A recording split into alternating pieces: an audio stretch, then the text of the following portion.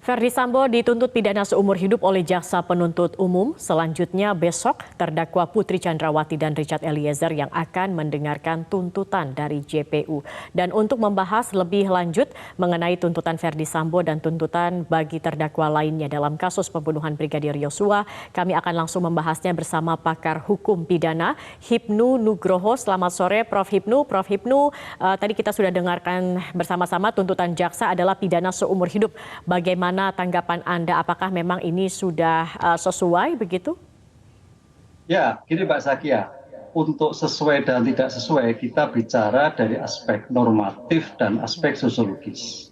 Aspek normatif di dalam pasal 340 itu adalah pidana maksimal mati, seumur hidup dan 20 tahun. Tampaknya di sini penuntut umum ambil jalan tengah, yaitu adalah seumur hidup. Dan seumur hidup ini Mbak Zakia, bukan hanya dakwaan pembunuhan berencana loh ya, tapi adalah juga dengan kasus obstruction of justice. Jadi sebetulnya ada dua putusan, ada dua dakwaan, pidana berencana sendiri terhadap obstruction sendiri. Tapi dalam ilmu hukum kan tidak suatu matematika. Berapa pembunuhan berencana dan berapa obstruction of justice. Jadi bukan 2 tambah 8 tambah 8 tahun misalkan katakanlah itu menjadi 16, enggak. Tapi adalah terberat tambah sepertiga. Nah, dalam dakwaan, dalam tuntutan yang disampaikan tidak dijelaskan, hanya merupakan gabungan. Oleh karena itu kalau melihat terhadap sisi normatifnya sudah cukup. Jaksa ambil jalan tengah antara pidana mati, pidana seumur hidup, dan pidana 20 tahun. Pertanyaannya, bagaimana secara sosiologis? Nah, secara sosiologis melihat korban. Korban tampaknya belum bisa merasakan puas kali ini karena tuntutannya adalah dalam pasal tersebut adalah pidana mati. Dan oke lah itu yang menjadi suatu perdebatan. Yang dikhawatirkan di sini adalah bahwa sebetulnya kasus ini kalau kita Mbak Zakia lihat itu tidak ada yang meringankan. Kalau tidak ada yang meringankan, bicara ideal adalah pidana mati. Semuanya memberatkan. Nah, ini kemudian yang menjadi pertanyaan, padahal jaksa sendiri yang mengatakan tidak ada hal yang meringankan. Dan kalau kita lihat dari seluruh 3 terdakwa yang sudah ada dituntut ini sendiri, sepertinya tuntutannya tidak maksimal. Apa kemudian yang membuat jaksa ini sendiri, Prof. Hipnu, tidak bisa membuat tuntutan maksimal? Ya, banyak pertimbangan secara sosiologis sudah tidak ada.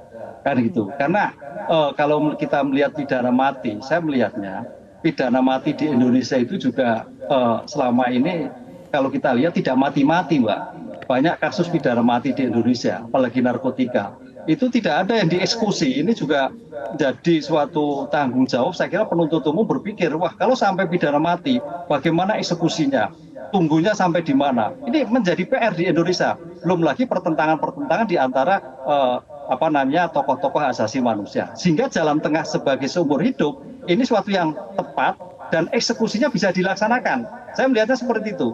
Kalau pidana mati coba Mbak Zakia, ada pidana mati dieksekusi sekarang? Nggak ada. Padahal ada ratusan loh ya di Indonesia. Hukum dikatakan selesai, finish is operated, itu apabila dieksekusi. Sehingga kalau sampai tidak dieksekusi, hukum belum selesai. Ini pertimbangannya. Jadi saya melihatnya aspeknya luas. Sehingga kalau sampai pidana mati, pidana seumur hidup, besok bisa dieksekusi. Ini yang melihat secara komprehensif penuntut umum kayaknya kalau sampai suatu pidana mati yang menjadikan kesulitan bagi penegak hukum untuk melakukan eksekusi pidana mati. Oke, jadi eksekusi ini kemudian yang jadi pertimbangan JPU sebenarnya ya untuk kemudian memberikan tuntutan seumur hidup saja dibandingkan untuk memberikan tuntutan mati begitu. Meskipun dirasa oleh pihak keluarga Yosua ini tidak adil begitu. Harusnya bisa lebih daripada seumur hidup saja.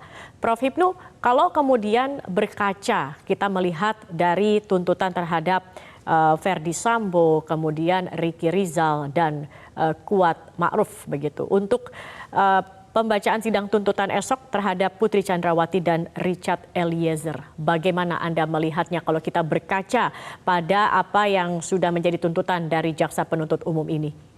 Apakah sama atau lebih atau kurang? Kita harus berpijak pada teorinya bahwa sebagai turut serta itu adalah sebagai berpikir bukan dari subjektif ke objektif hukumnya sebagai kehendak yang sama. Tapi saya selalu melihat bahwa kehendak sama harus disubjektifkan. Di antara subjek itu berarti melihat peran bagaimana peran K, bagaimana peran R, bagaimana peran BPC. Kita kembali pada tuntutan kemarin, R dan K dituntut sama, kayaknya seperti nggak adil itu. Karena R sebagai penegak hukum harusnya lebih tinggi. Kalau K hanya sopir, oleh karena itu sebagai jalan tengah, sebagai bentuk penyertaan berarti dianggap sama. Sekarang pertanyaannya bagaimana Bu P? Bu P sepertinya kalau disamakan dengan RK kok tidak memberi keadilan. Mungkin bisa di atas lebih. Pertanyaannya kenapa? Bu P sebagai penyebab terjadinya suatu peristiwa. Bu P menjadikan suatu kasus ini menjadikan juga masih berbelit-belit. Sampai sekarang pun motif juga tidak bisa dijelaskan. Motif yang disampaikan oleh penuntut umum kaitannya perselingkuhan itu yang motif minimal dan itu merupakan tafsir data sekunder yang bisa kita lihat dalam suatu persidangan dalam bukti-bukti sekunder yang selama ini. Karena apa? Dalam suatu peristiwa pasti ada motif.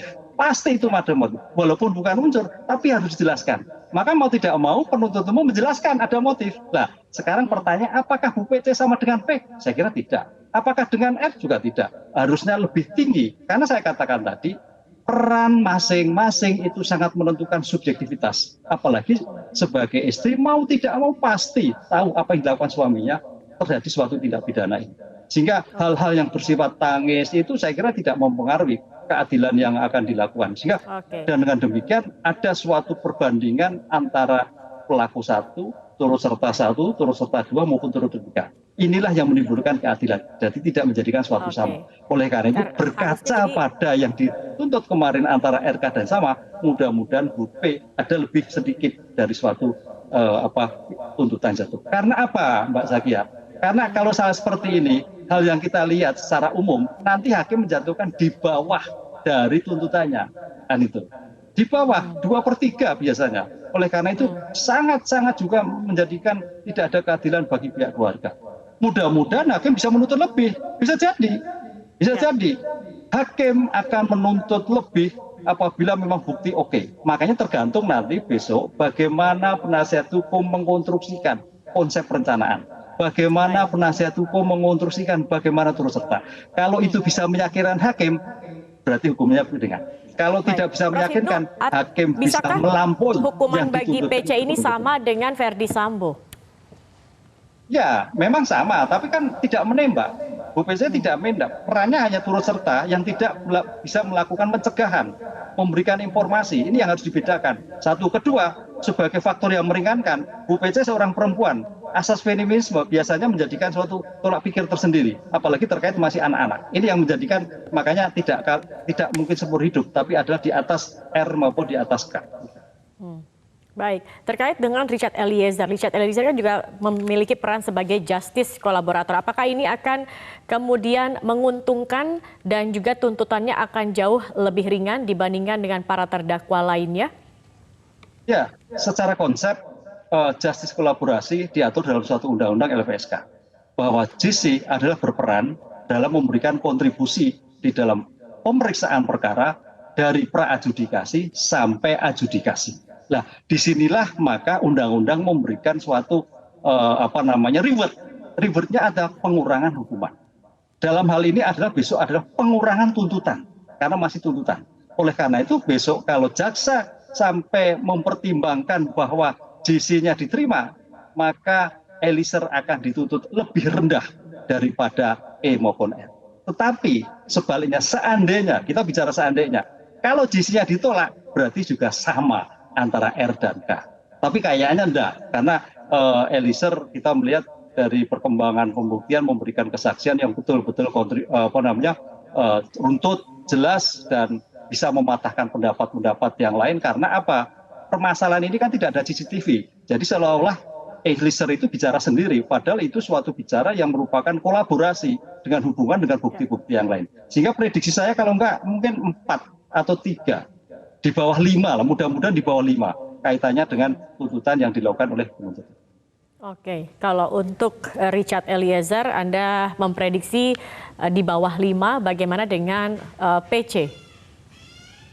PC karena sebagai sebagai aktor, Mbak saya. Sebetulnya sebagai aktor beliau itu. Karena timbulnya seperti itu. Ya di atas 10 harusnya.